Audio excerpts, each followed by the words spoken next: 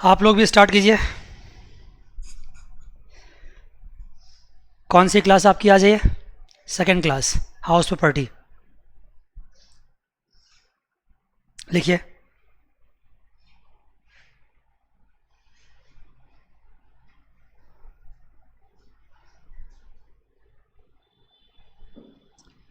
Class number 2।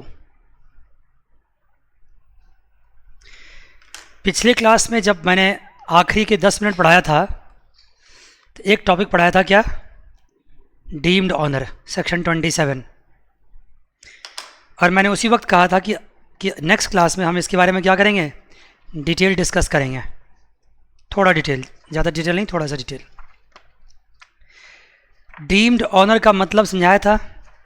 आप अगर चालाकी करते हैं कि अपने पैसे से किसी और के नाम प्रॉपर्टी खरीद लेते हैं तो याद रखना,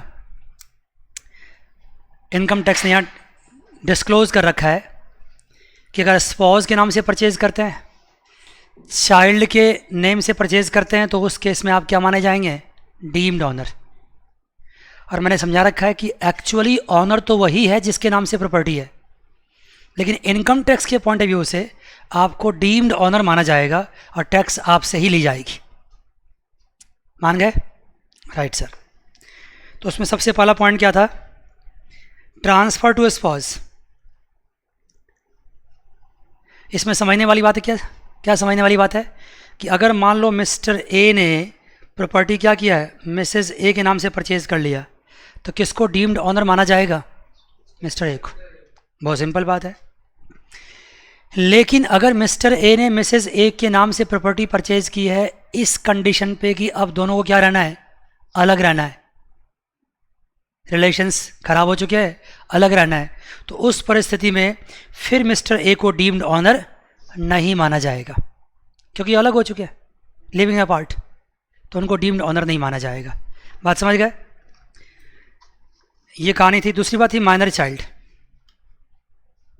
माइनर चाइल्ड के केस में देख लीजिए, अगर माइनर चाइल्ड के केस में प्रॉपर्टी ट्रांसफ़र करते हैं तो जो ट्रांसफ़र किया है पेरेंट्स, जो पेरेंट्स ट्रांसफ़र किया, मदर या फादर, उनको क्या मानी जाएगी, डीम्ड ऑनर मानी जाएगी। लेकिन अगर minor child minor married daughter है,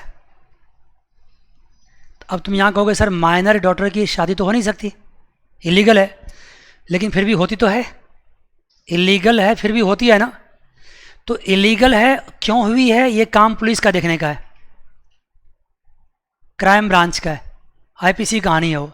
लेकिन इनकम टैक्स कहती है कि अगर शादी हो गई तो उस केस में अगर प्रॉपर्टी माइनर मैरिड डॉटर के नाम से परचेज की गई है तो वो खुद ही उसका क्या मानी जाएगी, ऑनर मानी जाएगी, क्योंकि शादी तो हो चुकी है। अब शादी किसने करवाया, क्यों करवाया, ये तो कहानी अलग है, वो इनकम टैक्स की कहानी नहीं है, उस पर केस तो चल नहीं है, जो चल सकता है। लेकिन सच्चाई है कि फिर भी कानून के बावजूद भी क्या होता है, शादी तो होती है। तो उस केस में इनकम टैक्स कहता है कि भाई माइनर मैरिड डॉटर ही क्या माना जाएगा, ऑनर माना जाएगा। उस केस में पेरेंट्स ऑनर नहीं माने जाएंगे। बात समझ गए? इसको लिखाना नहीं मुझे, क्योंकि ये बहुत ज़्यादा इंपॉर्टेंट नहीं है। If an individual transfer any house property to his और हर माइनर चाइल्ड, ठीक है ना, otherwise then for adequate consideration. Adequate consideration ये वर्ड ना बार बार इस्तेमाल होगा, इसको समझ लो। अदरवाइज फॉर इनएडिक्वेट कंसिडरेशन मतलब ये हुआ कि मैंने अपने माइनर चाइल्ड के नाम से प्रॉपर्टी ट्रांसफ़र किया और उससे कुछ लिया नहीं, उससे कोई कैश नहीं लिया। अगर कैश लिया होता तो वो कंसिडरेशन होता, तो फिर मैंने उसको फ्री में नहीं दिया है, मैंने उसको सेल किया है। बात समझ गए? तो यहाँ क्या लिखा हुआ देखो, if individual transfer any house property to his और her minor child otherwise then for adequate consideration, मतलब बिना कंसिडरेशन का ट्रांसफ़र किया है। और ये वर्ड को ध्यान रख लीजिए क्योंकि इनकम टैक्स में कई जगह इस्तेमाल हुआ है। अदरवाइज फॉर इनएडिक्वेट कंसिडरेशन मतलब जितनी उसकी सेलिंग प्राइस थी, जितने में उसको बेचना चाहिए था, ऐसा कोई अमाउंट उससे लिया नहीं है, ऐसे ही ट्रांसफ़र कर दिया, ठीक है ना। The transfer in that case is transferor in that case is deemed to be the owner of the house property. समझा चुका हूँ, यहाँ से ही बता दिया। This would however not cover the case where the property is transfer to a minor married daughter. बात समझ गए? माइनर मैरिड डॉटर को छोड़ के मैं यहाँ लिख देता हूँ एक्सेप्शन में,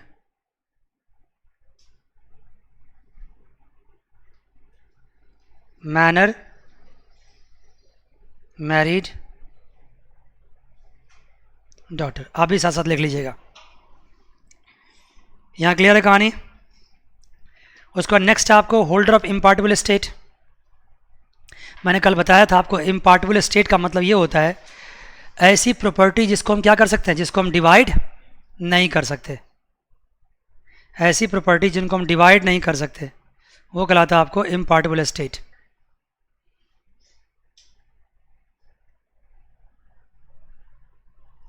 मान गए? तो वही बात हो रही है यहाँ पे, holder of impartible state. 1 minute time दीजिए बस।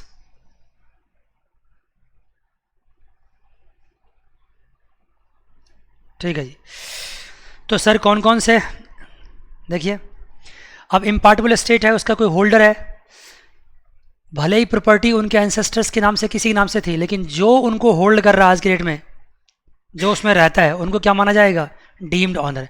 क्योंकि प्रॉपर्टी का डिवीजन तो हुआ नहीं।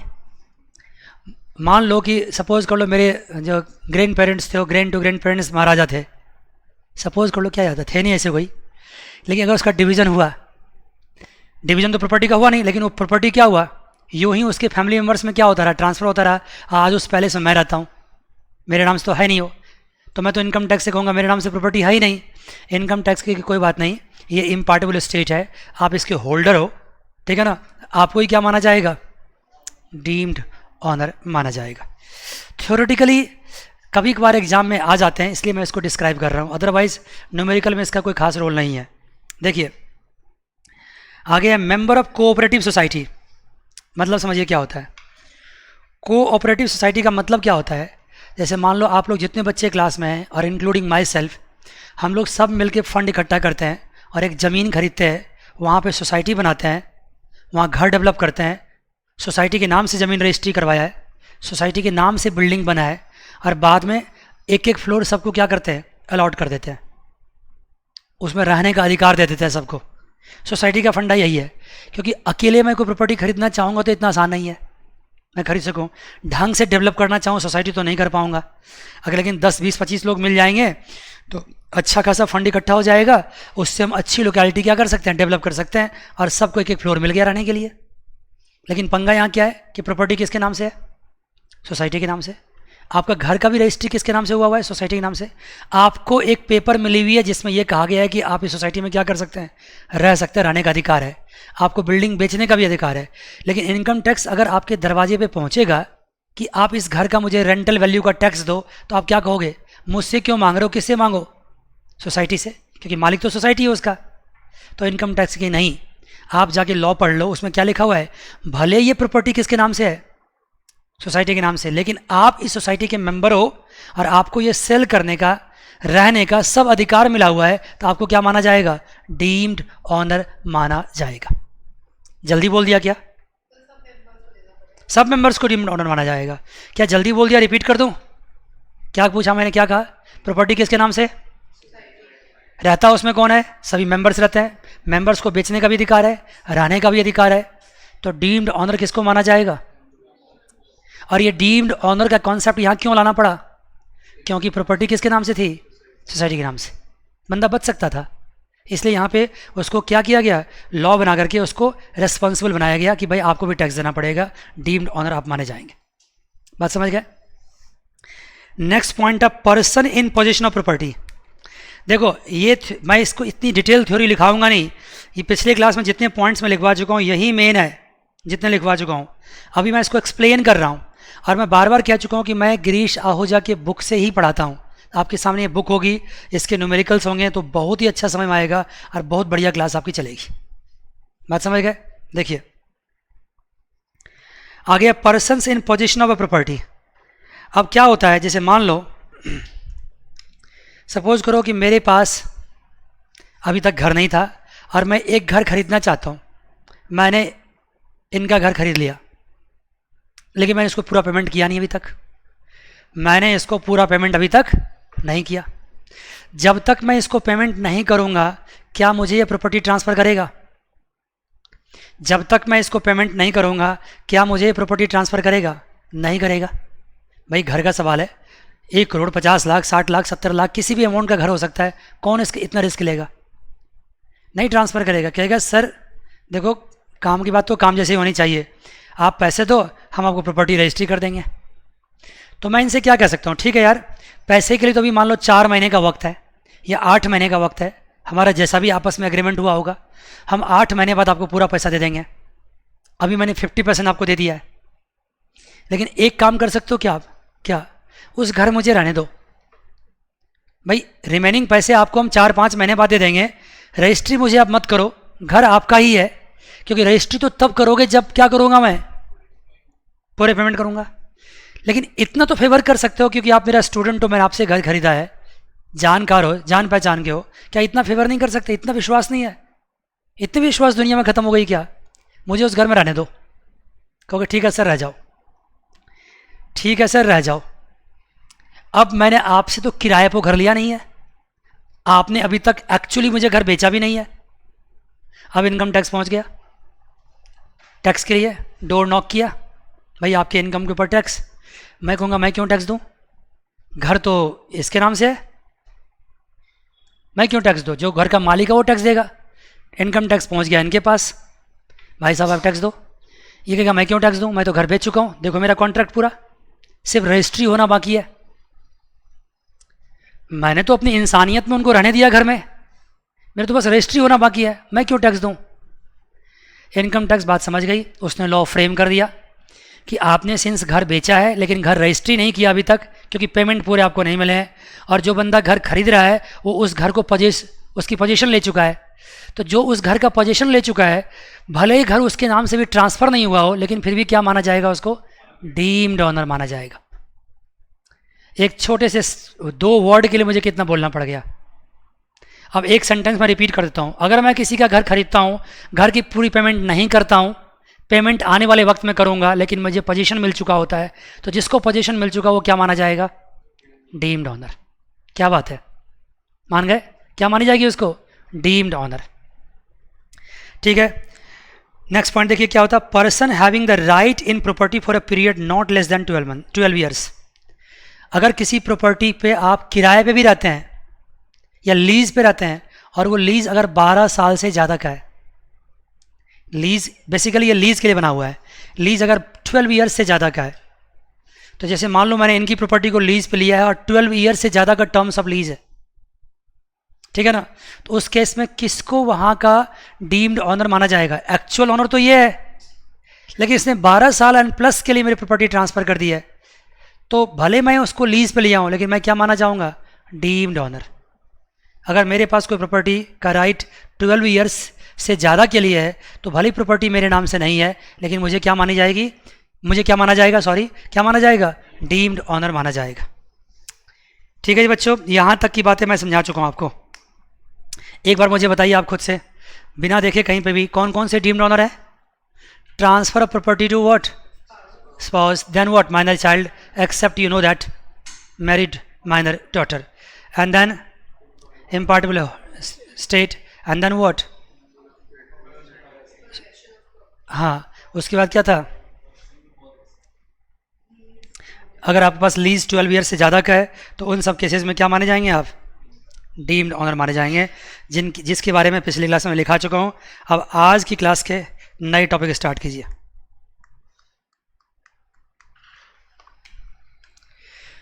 ये छोटा सा टॉपिक है, लेकिन छोटा टॉपिक है ये, और वो है आपका use of the house property.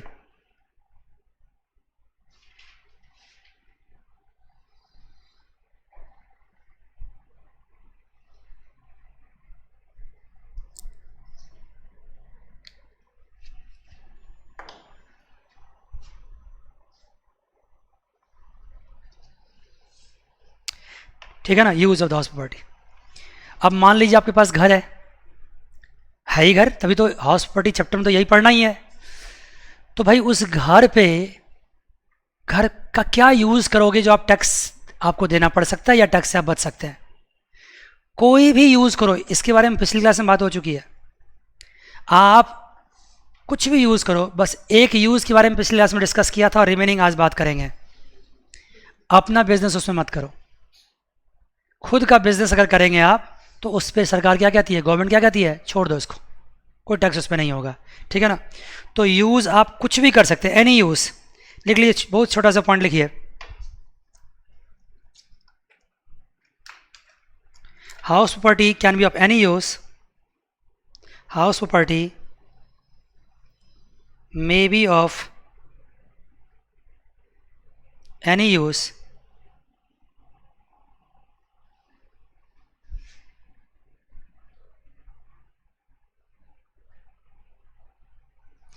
except the following three। तीन कंडीशंस को छोड़कर कोई भी यूज कर सकते हैं आप। सबसे पहला लिखिए,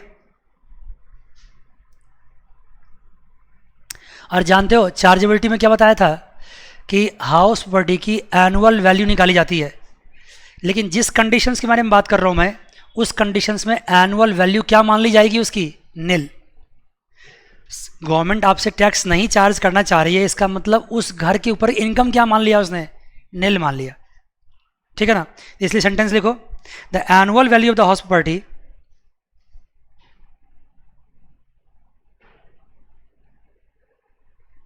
annual value of the house property which is used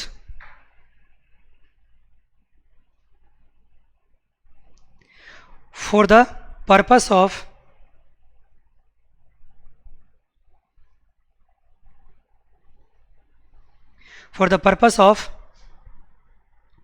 business and profession,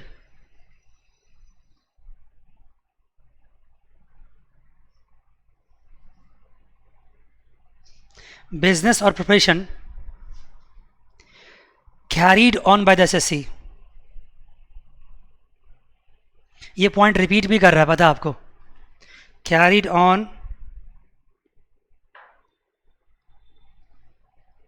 by the SSC, carried on by the SSC,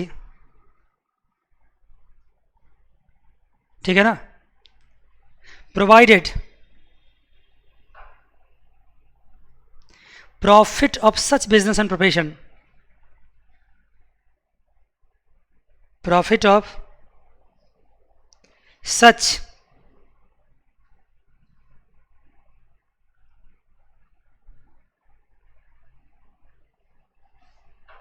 business and profession are chargeable to income tax, chargeable to IT। ये बातें पिछली class में मैं already लिखा चुका हूँ, आपको याद है, एक बार फिर रिपीट हो गया आपके लिए आज। सेकंड पॉइंट लिखिए, इसका बी पॉइंट,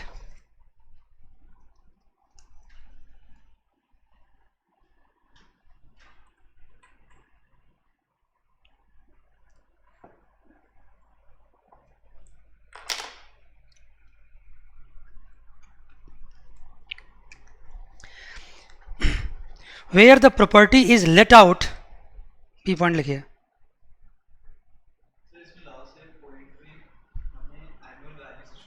हाँ,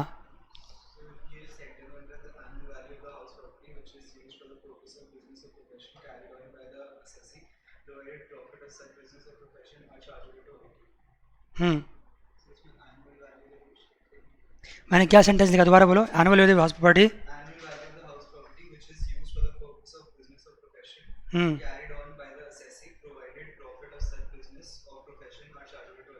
हाँ, तो ठीक है ना। उसमें सेंटेंस कंप्लीट करो, आर टेकन टू बी, अच्छा एक मैं कॉमन सेंटेंस ही लिखाता हूँ, एक जो ये लिखा ना, HP may be of any use except the following three, लिखा ना, एक्सेप्ट द फॉलोइंग थ्री, उसके आगे लिख लो where annual value will be what, value will be nil.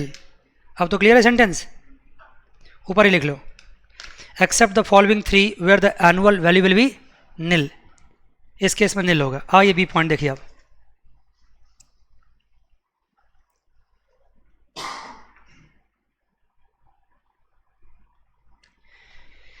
B में लिखिए where Property is let out to employee.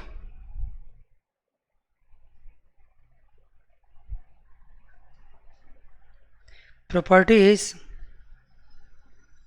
let out to the employee with the object of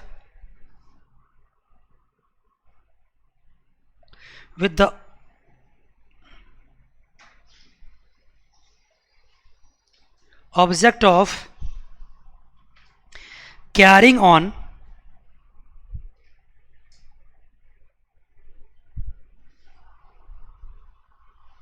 business of the SSC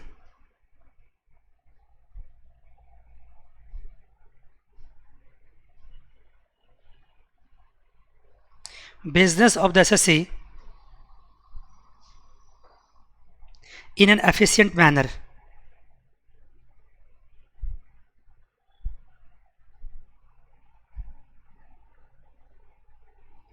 In an efficient manner.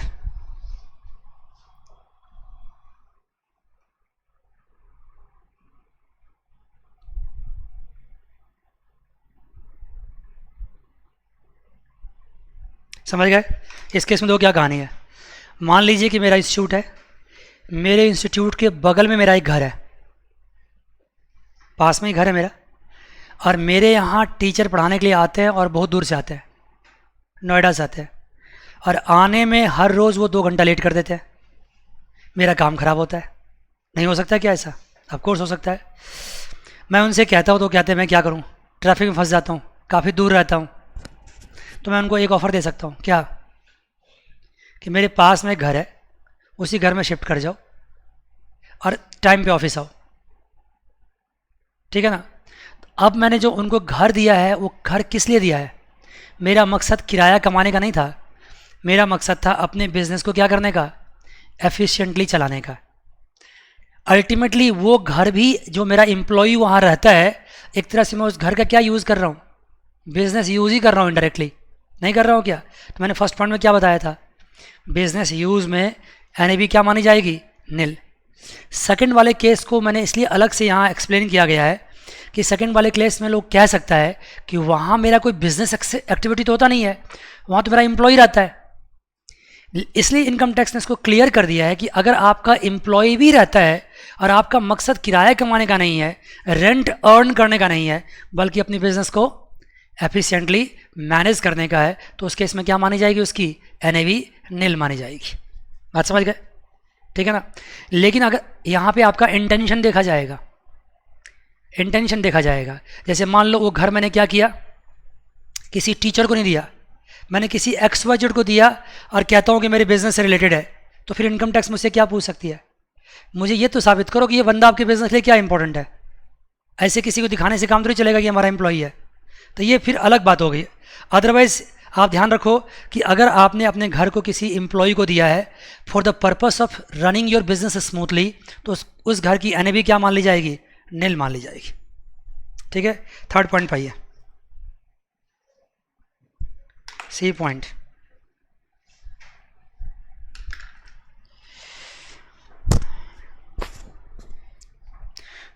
Where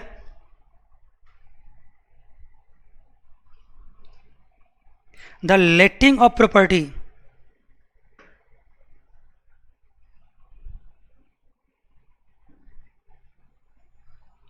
is inseparable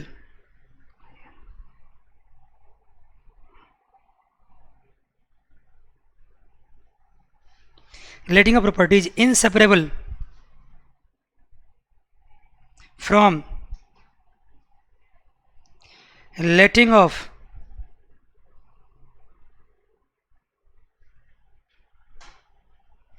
other assets like machinery, furniture, etc.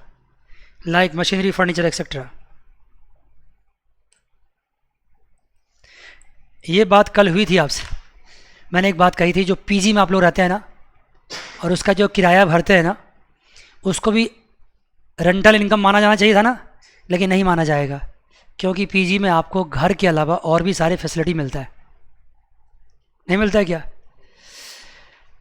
मैंने कल बात की थी इस बारे में कि अगर मान लो ऐसा कोई घर है जिसमें सोफ़ा भी लगा हुआ है, फ्रिज भी लगा हुआ है, एसी भी लगा हुआ है, गीज़र लगे हुए हैं, क्या बोलते हैं इसको, लिफ्ट लगा हुआ है, कुक है, सब तरह की व्यवस्था है, सारी फैसिलिटीज़ आपके पास है, तो उस घर का जो आपसे चार्ज की जाती है, सिर्फ घर का रेंट नहीं चार्ज किया जाता है, अदर फैसिलिटीज़ की कॉस्ट भी चार्ज की जाती है। और उन दोनों को अगर सेपरेट करना पॉसिबल है तब तो अलग अलग करके टैक्स करोगे, और सेपरेट करना पॉसिबल नहीं है तो यहाँ टैक्स नहीं करेंगे, यहाँ बिल्कुल छोड़ देंगे। उसको कहाँ ले जाएंगे? अदर सोर्सेज में या पीजीईपी में, जहाँ भी ले जाना होगा आपको। बात समझ गए? तो ये बातें आपसे हो चुकी है। नेक्स्ट पॉइंट पे आइए। अब इसके जस्ट बाद उन्होंने एक पॉइंट लिखा है कंपोजिट रेंट, और ये बात ही अभी मैंने डिस्कस किया आपसे, इसी को कंपोजिट रेंट बोलते हैं। फिर भी मैं एक टर्म्स लिख देता हूँ यहाँ पे, आपको याद रहेगा ये चीज़, लिख लीजिए आप भी। कंपोजिट रेंट, इसका मीनिंग अभी क्लियर कर चुका हूँ कि घर के अलावा अगर अदर फैसिलिटी भी मिलता है, मान लो आपको हाउस मिलता है और अदर फैसिलिटीज भी मिलता है, इन दोनों के जो रेंट मिलते हैं आपको, उसको क्या बोलते हैं हम? Composite rent, CR। Other facilities मैं कई बार बोल चुका हूँ क्लास में। अगर ये सेपरेबल है, इफ सेपरेबल मतलब इसको अलग अलग कर सकते हैं, अलग करना पॉसिबल है, तो फिर ये वाला हिस्सा कहाँ टैक्सेबल होगा? हाउस प्रॉपर्टी में। और ये वाला हिस्सा कहाँ टैक्सेबल होगा? बोलो। अदर सोर्सेज में। अगर सेपरेबल है तो।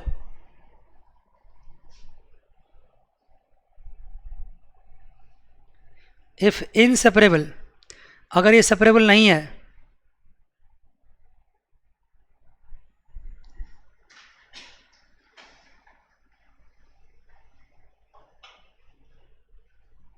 इनसेपरेबल, तो उस केस में क्या होगा?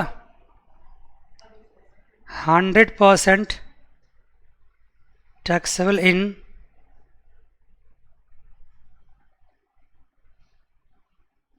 Other sources. 100% taxable in other sources. कहाँ टैक्सेबल हो जाएगा? अदर सोर्सेज में। ठीक है जी, यहाँ तो कोई दिक्कत तो नहीं है? नहीं सर।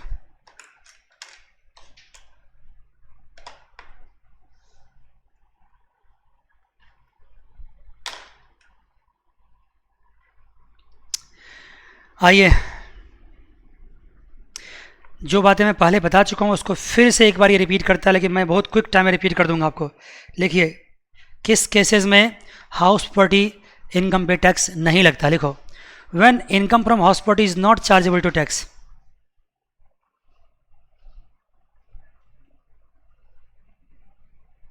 इनकम फ्रॉम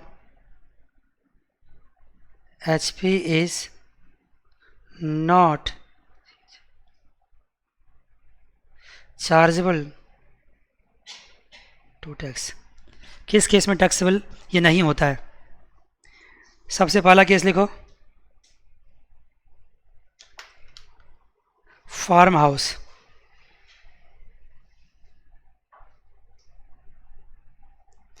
यहाँ फार्म हाउस का मतलब क्या समझते हैं आप?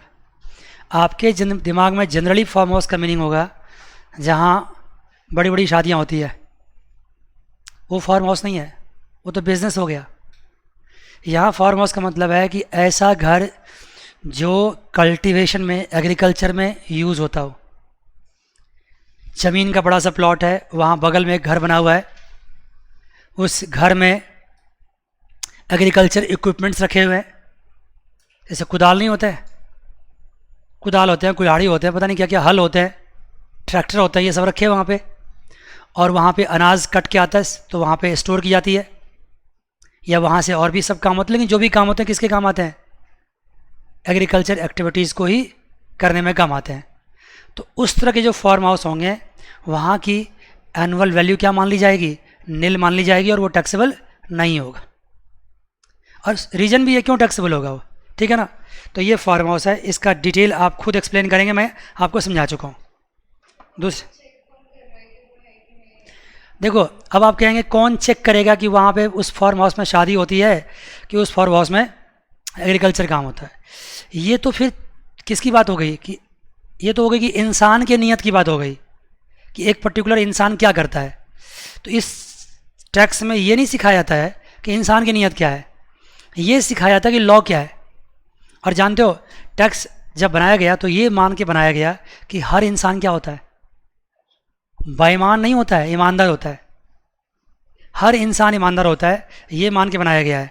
और तो फिर टैक्स लॉ क्यों बनाया गया है? आपको टैक्स भरने में सहायता हो, किस तरह से भरना हो उसमें हेल्प हो, तो आपके हेल्प के लिए ये बुक बनाई गई है। और हर इंसान को ऑनेस्ट माना गया है। बात समझ गए। लेकिन सच्चाई क्या है आप भी जानते हैं, हम भी जानते हैं। लोग बड़े बड़े फार्म हाउस में शादियाँ वादियाँ करते हैं, करोड़ों कमाते हैं, उनको क्या दिखाते हैं? एग्रीकल्चर एक्टिविटीज़ होता है। तो इसका मतलब ये नहीं है कि वो बच जाते हैं, वो बच इसलिए आते हैं कि उन्होंने सेटिंग कर रखी है हर जगह। इनकम टैक्स को ये मत समझना कि पता नहीं है, बहुत सारे वजह है कि वो आप तक नहीं पहुंच पाते हैं, ठीक है ना।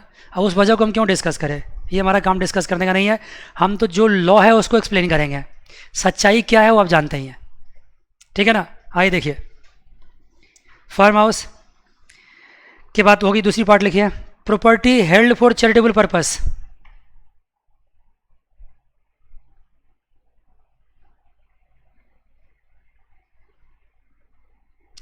Property held for charitable purpose.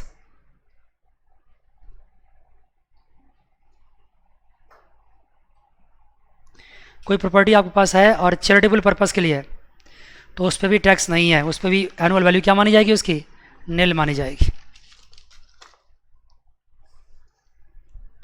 Next आइए,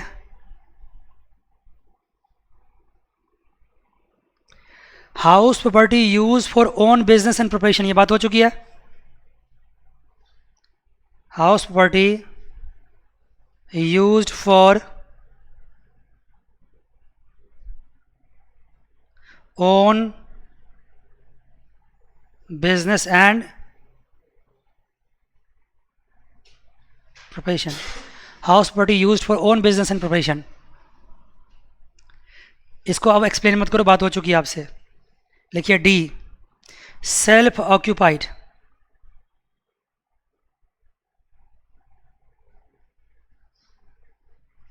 self occupied house property. E, house property registered, house property of registered trade union,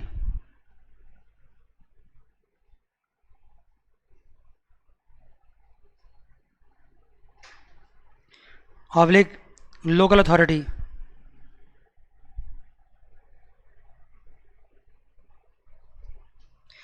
house property registered of house property of registered trade union and local authority. बताइए किस किस case में आप NAB निल करेंगे और tax से बच जाएंगे? पहला क्या था? Farm house. दूसरा चैरिटेबल ओन बिजनेस और self occupied and trade union. फिर से बोलो, फार्म हाउस,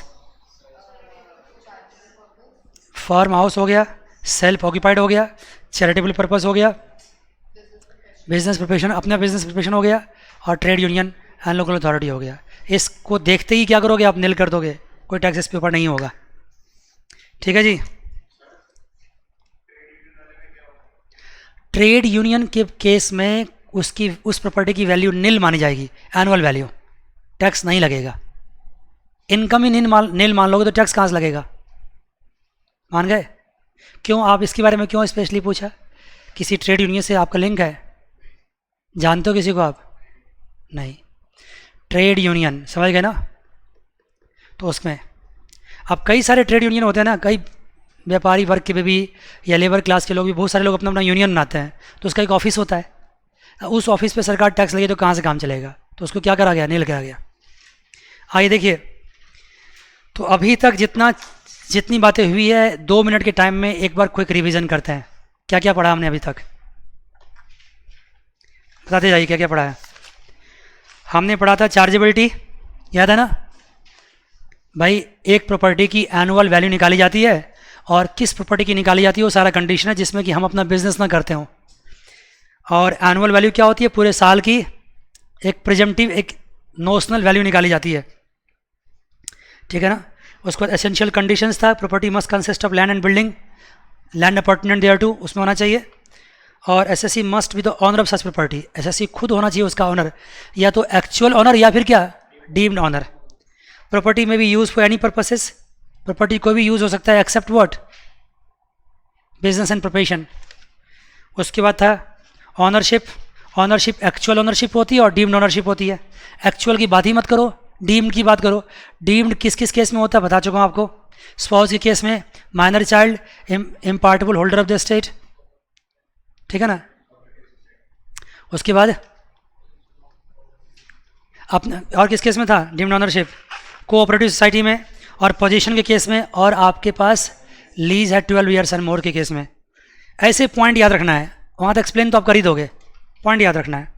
उसके बाद यूज़ ऑफ हाउस प्रॉपर्टी, कोई भी यूज़ कर सकते हैं, हाउस प्रॉपर्टी में भी use for any purposes except the तीन केसेस में where the N A B will be what, N A B मतलब नेट एनुअल वैल्यू क्या मान ली जाएगी, नील। पहला केस क्या था, बिजनेस प्रोफेशन। दूसरा क्या था, अपने एम्प्लॉय को दे दिया रेंट पे। तीसरा क्या था, अपने एम्प्लॉय को रहने के लिए दे दिया उसमें, उस घर में। रेंट वाला वर्ड मैंने मिस्टेक से बोल दिया है, अपने एम्प्लॉय को वहाँ पे रहने के लिए दे दिया है। सी क्या था, जहाँ पे कंपोजिट रेंट हो, जहाँ पे सेपरेट करना पॉसिबल ना हो। अगर सेपरेट करना पॉसिबल तो समझा चुका मैं आपको। उसके बाद 5 कंडीशंस थे जहाँ जहाँ पे आप टैक्स से बच सकते थे। वो कौन सा 5 कंडीशन है? Farm house, charitable purpose, own business profession, self occupied, unregistered trade union, and local authority. साथ साथ इतनी बातें हो चुकी है। अब इन कॉन्सेप्ट्स के बेसिस पे अब आपको क्या करना है, लिखिए point. Calculation of, determination of annual value, heading लिखिए। यहाँ से आपका न्यूमेरिकल स्टार्ट होगा, और बहुत ही इंटरेस्टिंग चैप्टर यहाँ के बाद से होने वाला है।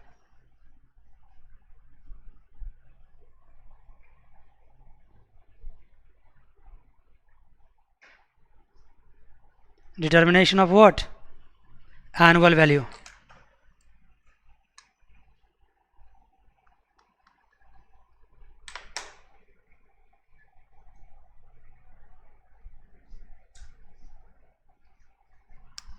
कैसे एनुअल वैल्यू आप निकालोगे?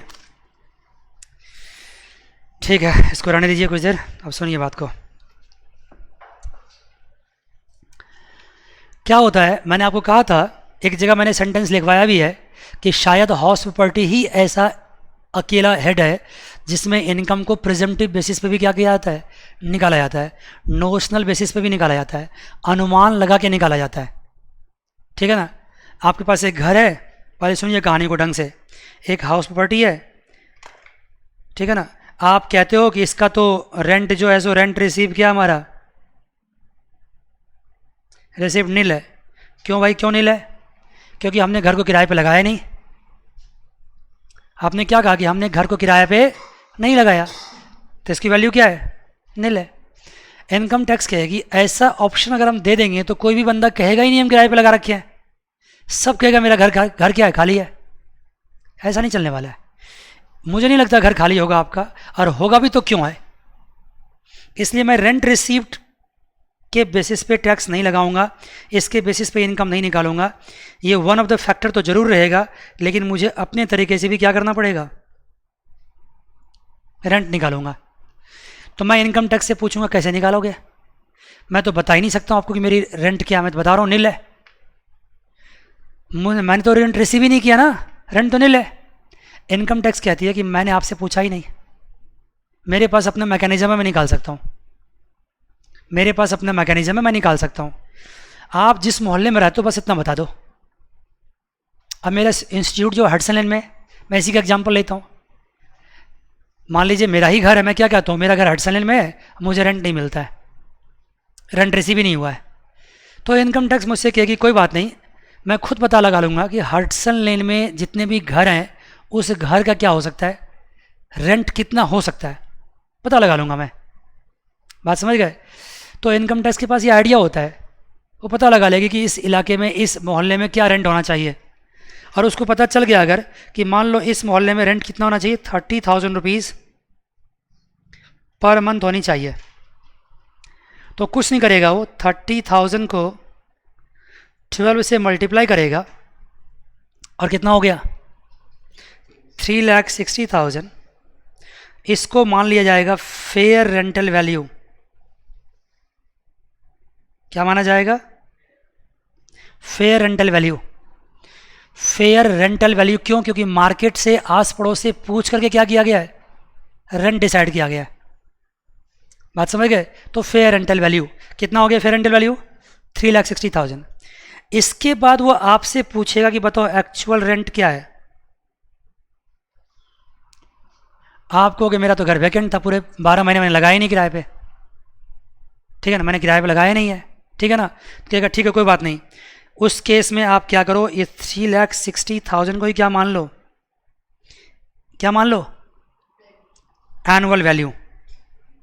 देखो अभी सिर्फ कहानी समझो, ये मत समझना कि किसी कंक्लूजन पे पहुंच जाओगे। एक छोटे छोटे टुकड़े में, आपको याद है जब मैंने पहली क्लास ली थी तो मैंने पहला 20 मिनट क्या किया था, कुछ कहानी बनाया था, और उस कहानी ने पूरे चैप्टर को अभी तक क्या किया, अफेक्ट किया है, नहीं किया? क्या बताओ? तो अभी मैं एक दूसरी कहानी बना रहा हूँ जो आने वाले कई सारे क्वेश्चंस को अफेक्ट करने वाला है। तो अभी कोई कंक्लूजन पे मत पहुँचो, बस कहानी सुनो। तो मैंने क्या कहा कि एनुअल वैल्यू क्या मान ली जाएगी, 3,60,000। आप नील नील करते रहोगे, इनकम टैक्स नहीं मानने वाली है। Annual value 3,60,000। आप जाकर कर दोगे केस। कहाँ केस कर दोगे? कोर्ट में। बात समझ गए? एक बात तो, एक और बात होगी क्या, देखो एक बात तो और होगी कि मान लो अगर ऐसा हुआ ना, नेक्स्ट ईयर से आप क्या करोगे, नेक्स्ट ईयर से इनकम टैक्स के कि मेरे पास तो फेयर रेंटल वैल्यू है ही, अब बताओ इस बार भी आपका किराए पे लगा कि नहीं लगा? अब आप एक चालाकी करोगे, कहोगे हाँ मेरा किराए पे लग गया। कितना लगा किराए पे? तो ये लो एक्चुअल रेंट 1 लाख रुपया, ये 3,60,000 है। इनकम टैक्स कहेगी कि 3,60,000 मेरे हिसाब से एनुअल वैल्यू निकलता है।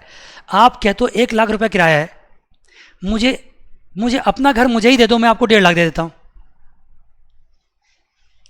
हडसन लेन में अगर 1 लाख रुपये पर एनम के हिसाब से कोई घर है तो मुझे दे दो, मैं 1.5 लाख में लेने को तैयार हूँ। बात समझ गए? तो इसका मतलब है कि आप गलत कर रहे हो। तो मैं कह सकता हूँ इनकम टैक्स से आपको इससे क्या मतलब, मैंने जो किराया लिया सो लिया। इनकम टैक्स कहेगी मुझे मतलब है, मैं इन दोनों में से मैक्सिमम लूँगा। मैं आपकी बात सुनूंगा ही नहीं, मैं क्या लूँगा, मैक्सिमम लूँगा। आपकी चालाकी मैं सब समझता हूँ, मैं मैक्सिमम लूँगा और मैं एनुअल वैल्यू क्या मानूंगा, जिसको ग्रॉस एनुअल वैल्यू भी कहते हैं, जीएवी कहते हैं, ग्रॉस एनुअल वैल्यू क्या मानूंगा, 3,60,000। अब तो इनकम टैक्स ने हद कर दिया है, अब इसका फैसला कहाँ होगा, कोर्ट में होगा। और हम कोर्ट जाएंगे, कोर्ट से अपने सारा कहानी सुनाएंगे कि देखिए ऐसा ऐसा हुआ है, मुझे एक्चुअल रेंट 1 लाख मिला है और उसने तो 3,60,000 रुपये टैक्स लगा दिया। कोर्ट कहेगी ठीक है भाई आपकी बात सुन रहे हैं। और मैं बार बार कहता हूँ कि कई बातें ऐसी होती है जो सच भी हो सकती है, कई बातें गलत भी हो सकती है, लेकिन बातें यहाँ पे अल्टीमेटली मैं क्यों बता रहा हूँ, आपको समझाने के लिए। बात समझ गए? लेकिन ये सच है, कोर्ट में गया था मसला, कोर्ट ने कहा कि ठीक है, इनकम टैक्स से भी पूछा तो इनकम टैक्स ने कहा कि ये तो बहुत झूठा है, 1 लाख रेंट दिखा रहा है, उस मोहल्ले का रेंट 3,60,000 होना चाहिए। वो बंदा बोलता है कि मैं झूठ नहीं हूँ, मैं बिल्कुल 1 लाख मुझे रेंट मिला है, 3,60,000 उस घर का रेंट हो ही नहीं सकता है। कोर्ट पूछती है, मान लो मुझसे ही पूछती है कि आप साबित तो करो कि आपके घर का रेंट 1 लाख ही क्यों है, 3,60,000 क्यों नहीं हो सकता है। अगर अगल बगल सारे घर का रेंट 3,60,000 है तो आपके घर का रेंट 3,60,000 क्यों नहीं हो सकता है। कौन पूछती है? कोर्ट। तो मैं कोर्ट से क्या कहूँगा कि मेरे घर के बगल में कूड़ा घर है, मेरे घर के बगल से बिजली की मोटी वायर, वो हाई एक्सटेंशन वायर नहीं होता, वो निकल रही है, मेरे घर के बगल में कोई बड़ा सा कोई रिलीजियस प्लेस है, उसकी वजह से वहाँ हमेशा नॉइज़ होता है, वहाँ कोई रहना नहीं चाहता है, कुछ भी वजह हो सकता है। और मुझे किराएदार जो वहाँ रहता है वो मुझे कम किराया देता है। सारे मोहल्ले के सारे घर क्या एक जैसे थोड़ी होते, पूरे मोहल्ले के होते हैं क्या बताओ? कहीं पे कूड़ा घर होता है, कहीं पे कुछ होता है, कहीं पे नाला टूटा होता है, कहीं कुछ रहता है। सब घर का किराया एक जैसा नहीं होता है। और जहाँ पे इस तरह की समस्याएं हो, जहाँ पोल्यूशन की इतनी इतनी बड़ी समस्या हो, वहाँ तो किराया ऑफकोर्स कम हो सकता है। तो इनकम, तो इसका मतलब है कि काफ़ी हद तक मेरी बात से कौन कन्विंस हो जाएगा? कोर्ट के मैं तो आपकी बात से कन्विंस हूँ, लेकिन फिर भी मैं पूरी तरह से मेरा मन नहीं मान रहा है, क्योंकि कितना भी कूड़ा घर हो, कुछ भी हो, एक अच्छा सा मोहल्ला है तो 1 लाख थोड़ी हो जाएगा रेंट उसका। चलो एक काम करो, एक पॉइंट और बीच में रख लो, म्यूनिसिपल वैल्यू। म्यूनिसिपैलिटी से पता करो उसकी क्या वैल्यू हो सकती है। भाई हर घर का तो म्यूनिसिपैलिटी के पास रिकॉर्ड तो रहता ही है ना। म्यूनिसिपैलिटी भी तो हर घर से क्या करती है? टैक्स वसूलती है, पता है ना आपको, हाउस टैक्स। तो म्यूनिसिपैलिटी भी एनुअली हाउस टैक्स वसूलती है, तो एनुअली क्या करती है? उस घर की वैल्यू डिसाइड करती है वो। म्यूनिसिपैलिटी, आपके घर हमारे घर के हाउस टैक्स जाते हैं तो उसकी एनुअल वैल्यू म्यूनिसिपैलिटी भी डिसाइड करती है। उस बेसिस का, उस अमाउंट का सर्टेन परसेंटेज वो टैक्स लगाती है हर साल। म्यूनिसिपैलिटी से पूछो क्या वैल्यू है। तो अल्टीमेटली इनकम टैक्स को ये कह दिया गया कि भाई आपकी फेयर रेंटल वैल्यू भी ठीक है, इनकी एक्चुअल रेंट का क्लेम भी ठीक है, लेकिन बीच में एक पॉइंट और ले आओ, और उसको क्या बोलते हैं हम? Municipal value. म्यूनिसिपैलिटी से पूछो क्या कहता है, ठीक है ना। तो चलो देखो अब कैसे निकाला जाएगा। अब यहाँ ये होगा कि एक तो फेयर रेंटल वैल्यू होगा ही होगा, जिसको FRV भी कह सकते हैं हम, और दूसरा पॉइंट यहाँ पे क्या होगा? Municipal value. Fair rental value और म्यूनिसिपल वैल्यू आप समझ गए। फेयर रेंटल वैल्यू कहाँ से डिसाइड हुआ है? मार्केट से डिसाइड हुआ है। म्यूनिसिपल वैल्यू कहाँ से डिसाइड हुआ है? म्यूनिसिपैलिटी से डिसाइड हुआ है। इसमें से क्या लिया जाएगा? मैक्सिमम। अगर म्यूनिसिपैलिटी ने उसकी वैल्यू ज़्यादा लगा दी तो अब ज़्यादा ही लेंगे ना, कम क्यों लेंगे? जब इनकम टैक्स की फेयर रेंटल वैल्यू की बात आपने मानी नहीं, आप म्यूनिसिपैलिटी को बीच में ले आए, और वो वैल्यू अगर ज़्यादा लगाते हो तो क्या लोगे? फिर ज़्यादा ही लोगे। तो आपको उल्टा प्रॉब्लम ही हो सकता है बीइंग SSC। लेकिन चाहे जो कुछ भी होगा, फेयर रेंटल वैल्यू और म्यूनिसिपल वैल्यू से क्या लेंगे? मैक्सिमम लेंगे। लेकिन फैसला अभी हुआ नहीं है। इसको मान लेंगे A। क्या मान लेंगे इसको? A। मैं मानने के लिए मान रहा हूँ, यहाँ पे तो कोई अमाउंट होगा ना।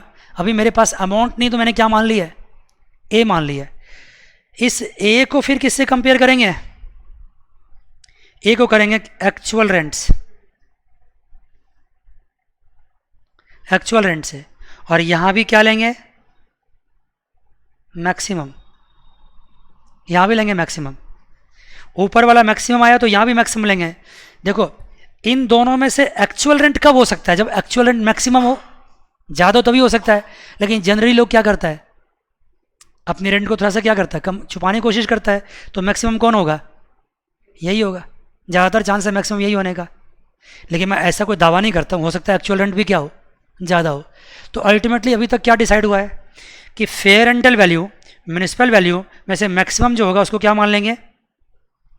A मान लेंगे। A मतलब कोई अमाउंट यहाँ पे होगा, उस अमाउंट को फिर किससे कंपेयर करेंगे?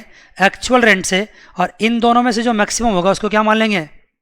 GAV मान लेंगे। क्या मान लेंगे? GAV। इन दोनों में से जो मैक्सिमम होगा उसको क्या मान लेंगे? GAV मान लेंगे। मान गए? देख लिया आपने। अब देखो नेक्स्ट पॉइंट, देखो नेक्स्ट पॉइंट, देखो अगला पॉइंट देखो। If standard rent is also given there.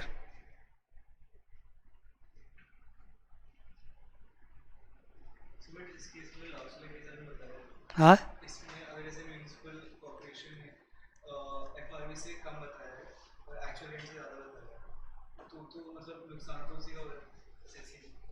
Actual rent आपका ज़्यादा है और म्यूनिसिपल वैल्यू कम है, ठीक है ना। तो नुकसान हो फायदा हो ये देखना नहीं है। अल्टीमेटली इनकम टैक्स का काम क्या है? जब तुमने एक्चुअल रेंट ही ज़्यादा बता दिया है तो फिर उसी पर टैक्स लगेगा ना। हाँ, देखो नहीं आगे पहले ज़्यादा कौन है? ये ज़्यादा है, इसमें से मैक्सिमम ले लो ये। फिर इसको यहाँ ले आओ, इन दोनों में से कौन ज़्यादा है? A ज़्यादा है तो ये ले लो। कोर्ट में जाने का फ़ायदा सिर्फ ये हुआ कि जो एक पॉइंट से रेंट डिसाइड होता था उसमें 2-4 पॉइंट अगर हो गए हैं, ठीक है ना बात को, तो अब ज़्यादा चांस है रेंट को फेयरली कैलकुलेट करने का, ज़्यादा चांस। अब तुम कहोगे एक्चुअल रेंट अगर आप सही सही बता रहे हैं और वो ज़्यादा ही हो रहा है तो फिर उसी अमाउंट पर टैक्स दोगे आप। एक्चुअल में रेंट कम है, सही मायने में एक्चुअल में कम है।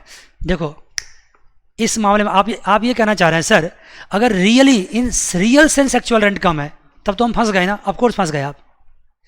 रियल सेंस में अगर एक्चुअल रेंट कम है तो फंस गए आप, लेकिन आप फंसेंगे नहीं, चिंता मत करो। क्यों नहीं फंसेंगे?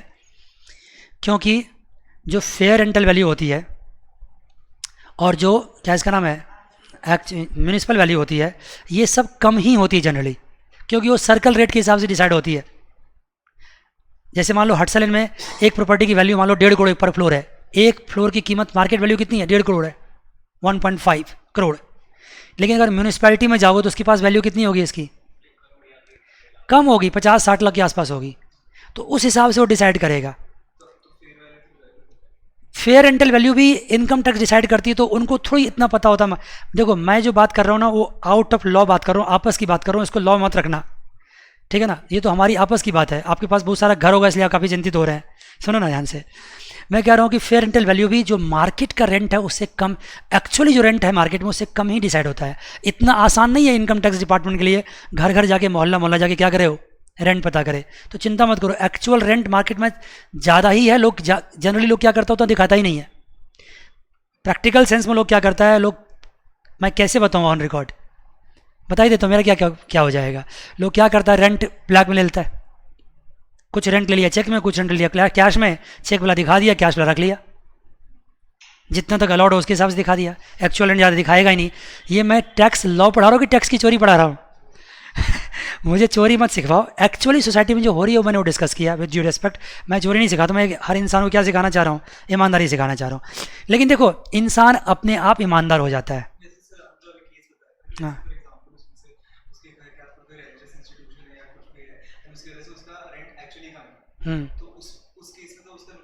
नुकसान होगा। जब प्रेजेंटिव बेसिस पे टैक्स निकाली जा रही है तो आपको नुकसान भी हो सकता है, आपको फायदा भी हो सकता है। अनुमान लगा के निकालोगे तो नुकसान ही होगा ना। नहीं बात समझे? अनुमान लगाओगे, ऑफ कोर्स अभी जैसे अनुमान लगा दो कि मैं बहुत अमीर हूँ, सच्चाई क्या है मैं जानता ही हूँ, आपने अनुमान लगा दिया तो लगा दिया। नहीं बात समझे? तो अनुमान तो सही है गलत कुछ भी हो सकता है, उसमें नुकसान हो सकता है आपको। जैसे ही प्रेजेंटिव हुआ नुकसान हो ही सकता है, ठीक है ना। लेकिन कहोगे सरकार ऐसा करती क्यों है? क्योंकि सरकार की मजबूरी है, यहाँ पे एक्चुअल निकालना इतना आसान नहीं है, ठीक है ना। वैसे चिंता मत करो, इनकम टैक्स के सारे रूल सब चेंज होने वाले हैं कुछ सालों में, 1-2 साल के अंदर की बात, सारे रूल्स चेंज होने वाले हैं, ठीक है ना। इसे चिंता मत करो। देखिए तो अभी तक आपने इतनी बातें मुझसे पूछी है कि अब मुझे एक बार फिर से बोलना पड़ेगा। अगर आपके पास फेयर रेंटल वैल्यू हो, म्यूनिसिपल वैल्यू हो, तो उसमें से क्या लोगे आप? मैक्सिमम। उस मैक्सिमम को किससे कंपेयर करोगे? एक्चुअल रेंट से। फिर क्या लोगे? मैक्सिमम। और मैक्सिमम को क्या मान लोगे? जीएबी। ये तब करोगे जब स्टैंडर्ड रेंट नहीं दिया हुआ है। अब मैं क्या बताने जा रहा हूँ, if standard rent is also given, उस केस में क्या होगा? अगर स्टैंडर्ड रेंट है तो क्या होगा उस केस में? होगा देखो यहाँ तक, fair rental value municipal value में से क्या लोगे आप? मैक्सिमम। और क्या मानोगे उसको? ए क्यों मान रहा हूँ? क्योंकि मेरे पास अभी एक्चुअल में डिजिट नहीं है। फिर इस ए को किससे कंपेयर करोगे? बोलो ना। आई एम सॉरी, नहीं, स्टैंडर्ड रेंट से। और आप जो इतने टाइम से परेशान चल रहे थे, सर नुकसान हो सकता है, तो थोड़ा एक फ़ायदा आपको यहाँ हो रहा है। अगर स्टैंडर्ड रेंट दिया हुआ है ना तो इसमें से क्या लेंगे हम? मिनिमम। आ गया मज़ा? बच गए ना। अगर स्टैंडर्ड रेंट दिया हुआ है तो यहाँ क्या लेंगे फिर हम? मिनिमम, ठीक है ना। फिर इसको मान लेंगे क्या हम? बी। और फिर बी को किससे कंपेयर करेंगे? Actual rents. उसमें से क्या लेंगे फिर अब? मैक्सिमम। और वो क्या मानी जाएगी? जीएबी। क्या मानी जाएगी? जीएबी। बात समझे क्या कहा मैंने? Fair rental value, municipal value, maximum. ये बात तो पहले से हो चुकी है। इस मैक्सिमम को किससे कंपेयर करो? Standard rent. फिर क्या लोगे? मिनिमम। और फिर इस मिनिमम को किससे कंपेयर करोगे? Actual rent. क्या लोगे? मैक्सिमम। और क्या मान लोगे उसको? जीएबी। अब आपके दिमाग में एक प्रश्न आता होगा, आपने पूछा नहीं, हाँ, अब पूछा है कि स्टैंडर्ड रेंट क्या होता है। देखो, दो तरह से जनरली स्टैंडर्ड रेंट डिसाइड होता है। जिस सिटी में, जिस शहर में कैंटोनमेंट बोर्ड होता है, कैंटोनमेंट बोर्ड जानते हो क्या होता है? आर्मी की छावनी, जिस आर्मी छावनी बोलते हैं उसको, जो कैंटोनमेंट बोर्ड कोई छोटा जगह नहीं होता है, बहुत बड़ा होता है। उस जगह पे काफ़ी सारे घर होते हैं, और उस घर का भी एक रेंटल वैल्यू क्या होता है, डिसाइड होता है गवर्नमेंट के तरीके से, आर्मी की तरफ से ही उसका क्या होता है, वैल्यू डिसाइड रहता है। उस वैल्यू को बेस मान करके उस सिटी का क्या डिसाइड कर ली जाती है, स्टैंडर्ड रेंट। हाँ, उस सिटी की, उसके नियर बाई की जितना उसका लोकेलिटी होता है, उस आसपास का क्या मान लिया जाता है, स्टैंडर्ड रेंट। एक तरीका तो ये हुआ, कैंटोनमेंट बोर्ड का जो रेंट डिसाइडेड है उसी को क्या मान लो, स्टैंडर्ड रेंट। दूसरा तरीका ये भी होता है कि सरकार क्या करती है, गवर्नमेंट क्या करती है, जो स्टेट गवर्नमेंट होती है, अपने स्टेट का एक स्टैंडर्ड रेंट क्या करती है, फिक्स कर देती है। तो वहाँ से भी आप ले सकते हैं। बात समझ गए? इन एनी केस आपको ये थ्योरी नहीं पूछा जाएगा, बल्कि आपको स्टैंडर्ड रेंट क्या होगा, दिया रहेगा। बस अंतर यह है कि स्टैंडर्ड रेंट दिया हो भी सकता है और दिया नहीं भी हो सकता है। अगर दिया नहीं होगा तो क्या होगा, और दिया होगा तो क्या होगा, बात हो चुकी है आपसे। नहीं दिया होगा तो 2 स्टेप में काम हो जाएगा, नहीं दिया होगा तो 2 स्टेप में काम हो जाएगा, दे संदेश। और दिया होगा तो क्या होगा, तो 3 स्टेप में काम होगा, मैक्सिमम, मिनिमम एंड मैक्सिमम। और अगर नहीं दिया तो मैक्सिमम एंड मैक्सिमम। ठीक है बच्चे, यहाँ तक क्लियर बात, पक्की बात? तो इस केस में क्या हुआ कि अगर मान लो यहाँ स्टैंडर्ड रेंट कम है तो आपने मिनिमम लिया, और उस मिनिमम को यहाँ कंपेयर करोगे तो फिर मैक्सिमम लोगे। थोड़ी सी राहत आपको मिल चुकी है, लेकिन वहाँ मिलेगी जहाँ स्टैंडर्ड रेंट गिवन है।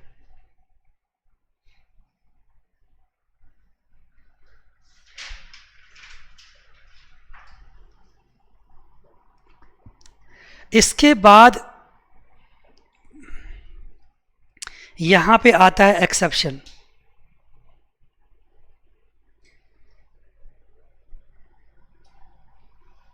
एक्सेप्शन क्या आता है, मैंने अभी आपको क्या सिखाया है, मैंने सिखाया कि अगर स्टैंडर्ड रेंट दिया हुआ तो बी और ए आर में क्या लेंगे, मैक्सिमम। या स्टैंडर्ड रेंट नहीं है तो ए और एक्चुअल में क्या लेंगे, मैक्सिमम। तो मैं यहाँ क्या करता हूँ, ऊपर वाले पॉइंट नहीं लिखाता हूँ, सिर्फ लिखता हूँ या तो ए या बी, या तो ए आएगा या क्या आएगा, बी आएगा। और किससे कंपेयर होगा, एक्चुअल रेंट से। या तो ए आएगा अगर स्टैंडर्ड रेंट नहीं है, या बी आएगा अगर स्टैंडर्ड रेंट है, लेकिन किससे कंपेयर होगा, एक्चुअल रेंट से। और वहाँ क्या लेते हैं, मैक्सिमम, लेकिन यहाँ क्या लिखेंगे, मिनिमम।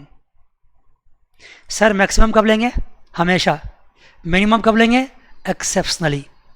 सर मैक्सिमम कब लेंगे, ऑलवेज। मिनिमम कब लेंगे, एक्सेप्शनली। तो क्या एक्सेप्शन होता है सर, इसके बारे में अगली क्लास में बताएंगे। आज के लिए बस इतना ही, अगली क्लास में फिर मिलेंगे।